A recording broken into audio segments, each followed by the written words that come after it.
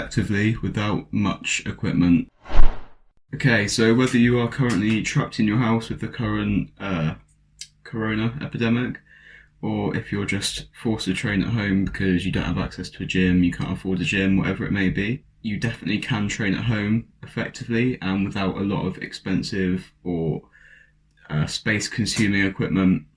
You just need to know a few things to be able to put together an effective program for you to reach your goal. So the first thing we're going to cover is the volume. The volume of your workouts is the weights times reps times sets or whatever you're doing. So if you did 2 sets of 10 reps on the bench press with 100 kilograms, you would times 100 by 10, 1000, and times that by 2, 2000, and that is your volume for that exercise, and you would then add up all the exercises in your workout to find your volume, okay? When you're training at home without much equipment, your volume is going to have to be a lot higher than at the gym in most situations, because when you're at the gym, you can use weights which really challenge your body. You know, you can push on the bench press, you can push on the deadlifts because there's pretty much unlimited weight plates there, and you can always go heavier to keep challenging yourself. But when we are at home, we are highly limited in the actual amount of weight we can use, normally just to our body weight or some extra additional resistance. So because of that, we need to make up for that lack of weight with volume, and that is a way you can progress. That's a way you can overload. It's just not in the traditional sense, okay? So when we're looking at volume, you're able to get away with a lot more, because when you're using stuff such as resistance bands and bodyweight exercises, you're not going to be challenging your CNS anywhere near as much as you would be when you're whacking on 3 plates, 4 plates, 5 plates on a deadlift, for example. So in that respect, you can do stupid things such as German volume training daily, and so German volume training is 10 sets of 10 with a minute's rest between each set. You can do gauntlets where you go 20 pull-ups, 18 pull-ups, 16 pull-ups, down to 10, and then all the way back up to 20. You can do these crazy high volume techniques that you normally wouldn't do at the gym because of the actual movements you're doing being so much easier to recover from. So that's the first aspect that you need to think about when you're training at home. Your volume is going to have to be a lot higher than it was at the gym, because that's what you can recover from. You still need to challenge yourself. Along the same sort of lines, the next topic is going to be intensity. Just because you're training at home, it doesn't mean that your intensity needs to be through the roof or a lot lower. So what I mean by that is, a lot of the times when people transition into at-home workouts from training at the gym, they could have had the best training program at the gym, they could have been doing everything right. As soon as they get home, they start doing all this jumping around, burpees and squat jumps and everything they can think of to make themselves sweat and get their heart rate high, and they just seem to forget all the programming principles. And that first option I mentioned is really good if you just want to burn calories. Yeah, whatever, do what you want, you're moving, you're going to burn calories. But if you're looking to progress and reach fitness goals, then that's just not the way to do it. You still need to be aware of your intensity, you need to be aware of your programming. So don't just go intensity through the roof for the sake of it.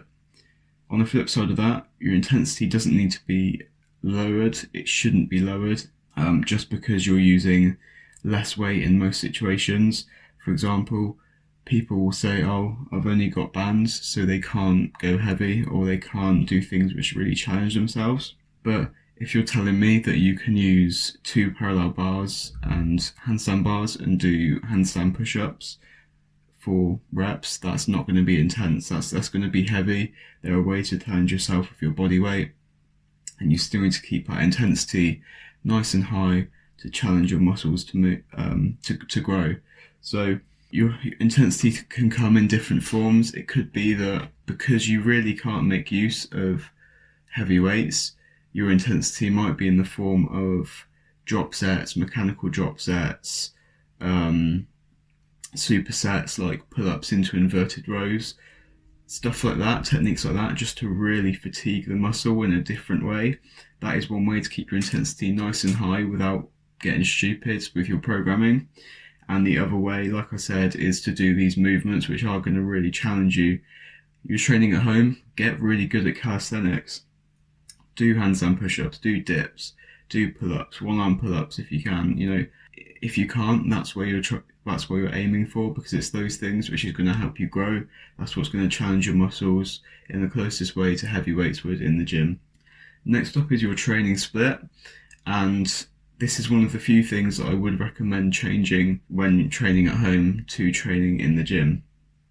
So first off, in the gym, if you are doing a bro split, which is chest Monday, back Tuesday, shoulders Wednesday, whatever it may be, one muscle group a day, doing that 5-6 days a week, do not do this at home, in my opinion anyway.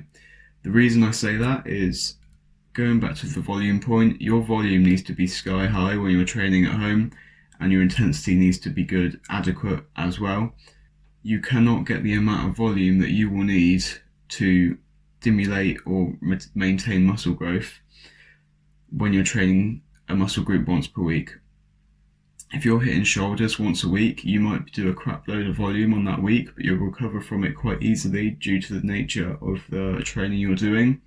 And then, you know, there's a whole week where you're not hitting it again. You could be getting more volume in by splitting it into a more intelligent split and managing your volume a lot better. So what would I recommend?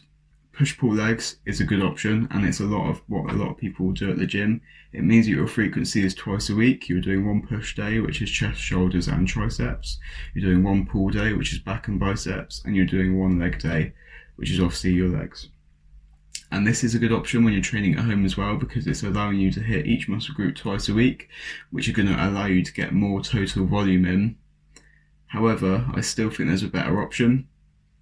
If you could move on to something like an upper, lower, upper, lower, so 3 uppers and 2 lowers, for example, I think this is a really good way of managing your volume and getting as much volume in that week as you can, while still adequately recovering. Even further than that, a lot of people, including myself, have had success with full body workouts.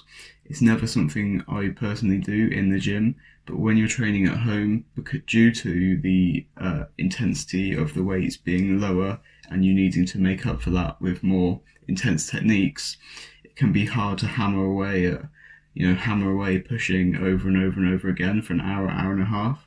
So by splitting up, so you're doing 20 minutes of legs, 20 minutes of push, 20 minutes of pull, and then some arms on the end. By doing that every single day, you're recovering plenty each day, and it's allowing you to hit so much volume throughout the week. So if you've never tried full body training or even upper lower training, give them a go, and I think you'll be pleased with the results you see. After that, we were talking about progressive overload. So I'm sure you've heard that term loads of times and you probably know exactly what it means, but just in case you don't, progressive overload is where you are progressively loading yourself more. So let's go back to our bench press example. If you're doing 10 sets of 2 with 100 kilograms, the week after that you would try and do 10 sets of 2 with 102.5 kilograms. So each week you're trying to add a rep, or you're trying to add some weight, or you're trying to slow the tempo down to increase time under tension, or you're adding sets. Just week by week, month by month, making these small changes to progressively overload your body and encourage you to grow. And this is one of those principles that often gets forgotten when you're training at home. Because you're hammering away volume, you're hammering away intensity, people think that that's all they need to do. They don't need to track it, they just need to go at it and then forget about it until the next workout, and that's not correct. Just because you're training at home, your muscles still need the same stimulus to respond. Programming is exactly the same whether you're at home or whether you're at the gym. So you still need to progressively overload yourself. So if you're doing handstand push-ups and you can only get 2 because they're ridiculously hard, in a week or 2 you should be getting 3. And then a few weeks after that, you want to get 4, because that stimulus is going to get you stronger. It's going to get your muscles to grow or maintain if you're trying to lose weight. And it's the fundamental principle of weight training, so why would you not do it just because you're training at home? So just quickly, we'll go over some ways to progressively overload at home. If you're using bands, you can move to heavier bands so that the weight, the perceived weight, the strain on your muscles is going to be heavier, or you can double up on bands, so you're adding extra bands to the movement. Another way to progressively overload would be to use harder movements. So for example, if you're doing a goblet squat, you could go into a Bulgarian split squat. If you're doing a Bulgarian split squat, you could go into a pistol squat. And if you're doing pull-ups, you could go into side-to-side pull-ups or one-arm supported pull-ups. If you're doing push-ups, you could go into archer push-ups or elevated assisted one-arm push-ups. Make the movement harder so that the perceived weight is heavier, add more bands, take the movement slower. So on a pull-up, you could go 4 seconds positive, so 4 seconds coming up, pause at the top, 4 seconds lowering yourself down, pause at the bottom. So then each rep is going to be taking you 8 to 10 seconds. That's a long time for each rep. So to do 10 reps, that's going to be well over a minute that you're moving for, and that time under tension is going to help you grow. So after that, once that's really easy, you can do an extra rep and add on 10 seconds of tension, or you can just go even slower, so 5 seconds up. There's so many ways to progressively overload at home. You just need to be smart about it. And our last point is going to be about periodization, and this is still on the ground of programming that people forget when they're training at home. A lot of people don't periodize in the gym, but everyone should be. And for those of you who don't know, periodization is going through periods of training called blocks, which will challenge your body in different ways to encourage you to continue adapting rather than just getting used to the same stimulus. So this could look like a block where you're going for hypertrophy, which is muscle building. So you could have high volume in the rep range of 8 to 12 reps, and you're doing very bodybuildery kind of movements. You could do this for 6 to 8 weeks. You could then drop into a strength training phase where you're doing much slower volume. You're doing 3 to 6 reps. You're going nice and heavy. You're using nice big compound movements, your deadlift, your squat, and you're really going for that strength. You're not really thinking about muscle. You're thinking about how much weight you can move and doing it correctly. Finally, after 6 to 8 weeks of that, you could drop into a block for endurance. So in that case, you'd be doing 12 to 15, 15 to 20, maybe even 30 rep sets, really getting a massive pump in the muscles, really going for that sarcoplasmic hypertrophy, building up the waste product in the muscles, hoping it helps you grow. And then the goal of this is that when you drop back into the hypertrophy phase, you didn't get used to the hypertrophy. It's a brand new stimulus every time. And going into the hypertrophy stage, you have more endurance and you have more strength from the previous 2 blocks, which will allow you to further progress within your hypertrophy. So that's periodization. You need to do it in the gym. You also need to do it at home. Okay, so if you're training at home, you still want to periodize. For example, if you're starting in your 8 to 12 rep zone, like we said, for hypertrophy, this is where you could do harder variations of a push-up, for example. So you might do deficit push-ups with some additional weight on your back, like a loaded up rucksack with books in it, where you're getting 8 to 12 reps each set. This is where you could do normal pull-ups, 8 to 12 reps each set, challenging yourself in that rep range. Then after that, 6 to 8 weeks of that, you would drop down into a strength phase. This is where you would do all the harder variations. So instead of doing Bulgarian split squats, you'd be doing your pistol squats, you'd be doing your handstand push-ups, you'd be doing your archer or one-arm push-ups, one-arm assisted pull-ups, all that kind of stuff that's going to make that 3 to 6 rep range really challenging.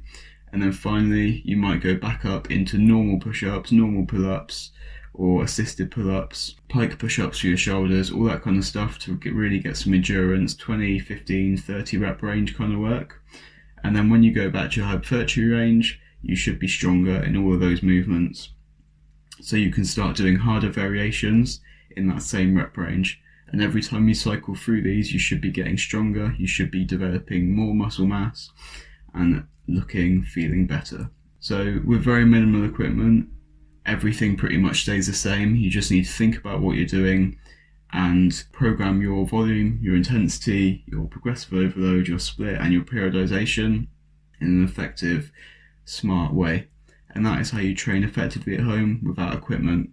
Hope that helps. If you have any questions on this subject at all, need any help with home programming, send me a message and I'll always be happy to help. And I'll speak to you soon.